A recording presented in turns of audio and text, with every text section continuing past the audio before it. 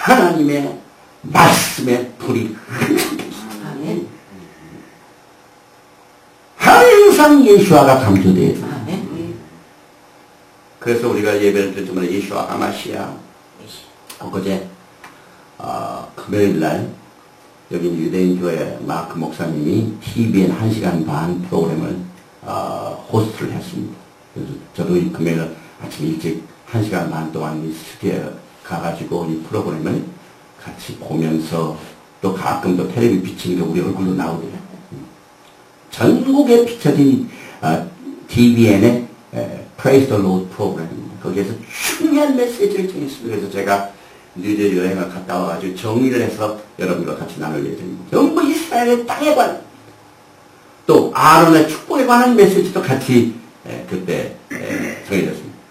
그 거기에 나올 때마다 예수가 얼마나 나오죠. 예수님이 항상 중심이 됩니다. 직장에서 일을 하는 것도 주님의 영광하여 일하고 메시아께서 우리들의 관심의 중심이 된다면 우리의 신앙생활은 자연스럽게 균형을 갖게 되는 것입니다. 또한 요한계시록 1장 12절에 몸을 돌이켜 나더러 많은 음성을 알아보려고 하여 돌이킬 때 얼리고 금초대를 보았는데 1장 20절을 요한계시록 내 본 것은 내 오른손에 7변의 비밀과 7 금초대라 7변은 7 교회의 사례 7 촛대는 7 교회입니다. 7 교회가 하나님의 말씀 진리의 말씀의 빛을 증가하는 사명을 위하여 지금 이 지상에 존재하고 있지만은 이제 언제 주님이 촛대를 옮기실지 모릅니다. 그 다음에 이제 벌써 그 시간이 많이 가는데 빨리 하겠습니다. 오늘 이 본문 말씀에 일어나서 돌아오소서.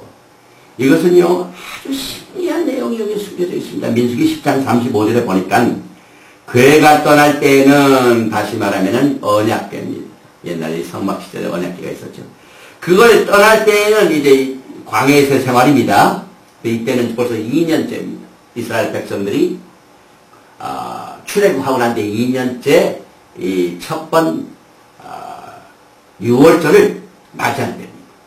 그래서 괴가 이제 구름기둥이 옮겨지니까 괴를 옮깁니다. 그런데는 괴가 떠날 때는 모세가 가로되 여호와여 일어나서 주의 대적들을 흩으시고 주를 미워하는 자를 주의 앞에서 도망하게 하소서 하였고, 이게 괴가 가만히 있다가 움직일 때는 모세가 꼭 이 기도를 합니다.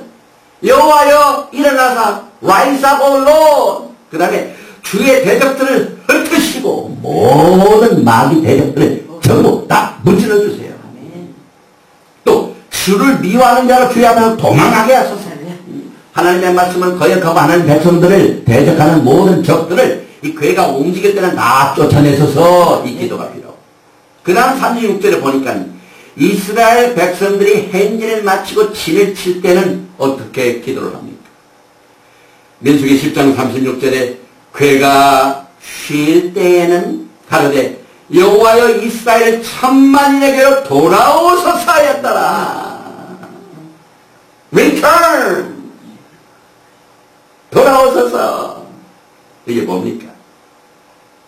주님의 재림을 사모하는 사람들은 주여 속히 오소서, 이 말이 이 토라 속에 숨겨진 것을 알게 됩니다.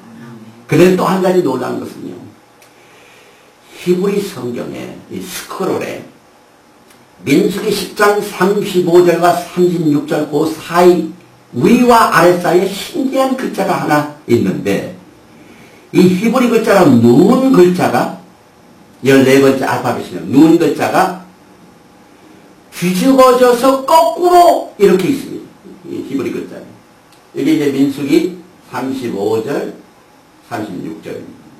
히브리 글자, 히브리 성경으로. 여기서부터 35절, 36절. 그런데 35절 전에 알파벳, 히브리 알파벳 눈 14번째 알파벳이 거꾸로 뒤집어지고 회돌았습니다. 또 하나 가지 있습니다. 끝나니까. 거꾸로 뒤집어지고 회돌았습니다. 이게 무슨 뜻입니까? 여기에서 뒤집혀진 두 개의 눈 글자의 의미는, 히브리 글자의 눈은 14번째 글자인데 여기에 굉장히 중요한 뜻이 있어요. 왜냐하면 우리의 예수와의 족보가 어떻게 나옵니까? 마태복음 1장 17절에 그런즉 모든 대수가 아브라함부터 다윗까지 14대요 14입니다. 14 generation. 다윗부터 바벨론으로 이거할 때까지 14대요. 14 generation.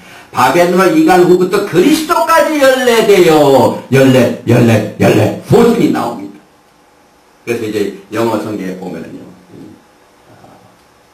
14 generation. 14 generation. 전부 14 generation 나오죠. 그런데 마태복음 9장 27절에 그 소경이 울부짖을 때 기도할 적에요.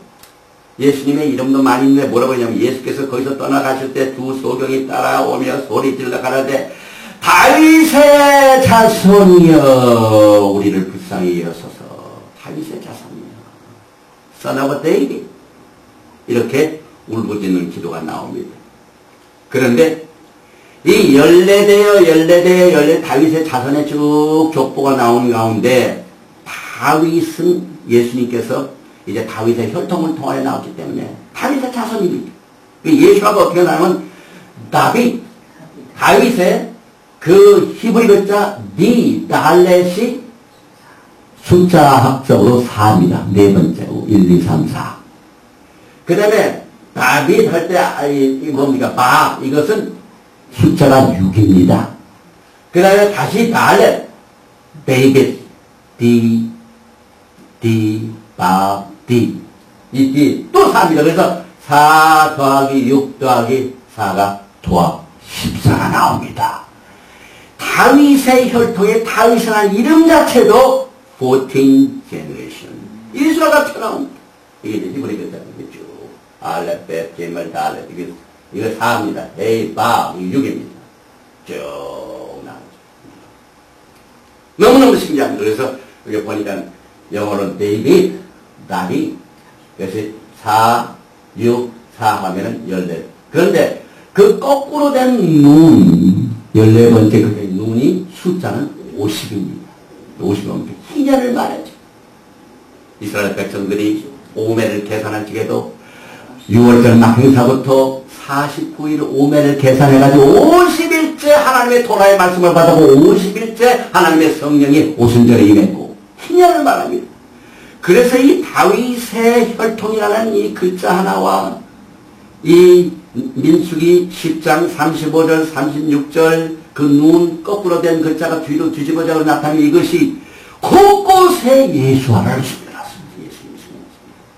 그런데 성경에 이 눈이란 말이 어떻게 처음 나오냐면은 여호수아 1장 1절에 여호와의 종 모세가 죽은 후에 여호와께서 모세의 시종 눈의 아들 여호수아는 눈의 아들입니다. 여기에 눈이란 말이 처음 나옵니다. 그리고 이 히브리 알파벳 14번째 글자 또 50 숫자 이거를 다 총합을 해보면은 전부 예수님께서 7절기를 통하여 역사하신 구속의 사역입니다. 그런데 그 사역 중에 왜 눈 14번째 글자가 거꾸로 뒤집어져 가지고 백보드로 되어 있느냐. 그것은 이 눈이라는 뜻이 뭐냐면은 fish입니다. fish. 이 물고기가 튀는 것은 생명을 말합니다. 그래서 son of 눈, 여호사가 눈의 아들은 생명의 아들이란 말입니다. 생명의 아들이 누굽니까? 눈, 생명의 아들은 예수님인데 무슨 일을 겪으셨습니까? 뒤집어졌습니다. 죽임을 당하셨습니다. 그런데 다시 또 한 번 거꾸러진 눈이 나타나가지고 죽은 자가 다시 부활하게 됩니다. 그래서 우리는 이 민수기 10장 35절과 36절 말씀을 통하여 첫 번째 민수기 10장 35절 여호와여 일어나서 rise up 이것은 예수님께서 죽음에서 부활하신 걸 말합니다. 이 눈이 거꾸로졌다면 죽었다가 rise up 다시 일어났어. 예수님의 부활을 의미합니다. 예수님께서 부활하시고 난 뒤에 무슨 사건이 벌어집니까? 모든 사탄의 대적들이 다 흩어졌습니다. 주의 대적들을 흩어지고 주를 미워하는 자를 주의 앞에서 도망하게 하소서. 전부 갈보리 십자가의 사건 예수님께서 부활하신 그 순간 모든 적들이 다